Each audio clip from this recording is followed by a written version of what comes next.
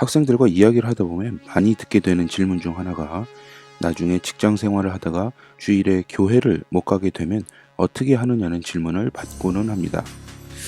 글쎄요. 영화 브레전처의 내용을 따라가며 그 답을 고민해 보도록 하겠습니다. 두 주인공이 나옵니다. 아브라함과 에릭.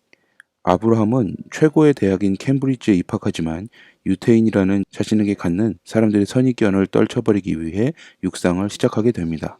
그리고 에릭 리델은 선교사지만 하나님이 자신에게 빨리 달리는 재능 또한 허락하셨다고 이야기하게 됩니다. 그리고 두 사람은 1924년 파리 올림픽 육상 종목에 참가하기 위해 배에 오르게 됩니다. 두 사람 모두 육상 100m에 출전할 예정이라 좋은 라이벌인 셈이죠.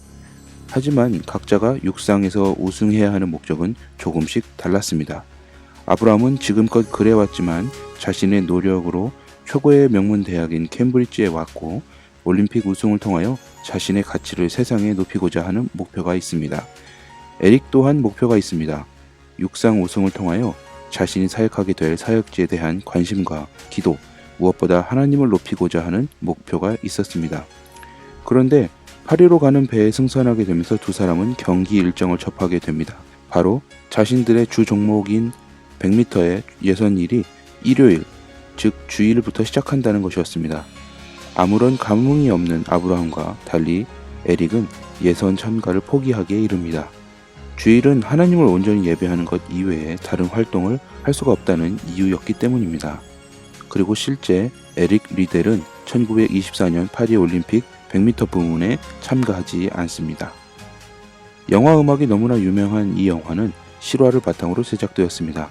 두 인물 모두 실존 인물이고 81년도 작품으로 아카데미에서 작품상과 감독상을 받은 작품입니다. 그렇지만 아이러니컬하게도 우리나라에서는 정식 개봉을 한 적이 없고 비디오만 출시되었던 작품입니다. 그래서인지 2016년 이제서야 우리나라에서 개봉을 하게 되는 뜻깊은 작품이기도 합니다. 스포츠 영화로 일반적으로 알려져 있지만 크리스천들이 볼 땐 단순한 스포츠 영화만은 아닙니다. 영화 속 대학에서는 학생들에게 정신과 공명정대한 명예를 가장 큰 모토로 가르치고 있습니다. 그리고 삶을 자신이 주도하며 풍요롭게 살아가라고 이야기하고 있습니다. 영화 초반 동아리 가입을 위한 신입생들을 모집하는 장면이 있는데 100여 년 전에 대학생들의 멋스러운 인식과 지금의 우리보다도 더 자주적인 청년들의 모습이 그려지고 있었습니다.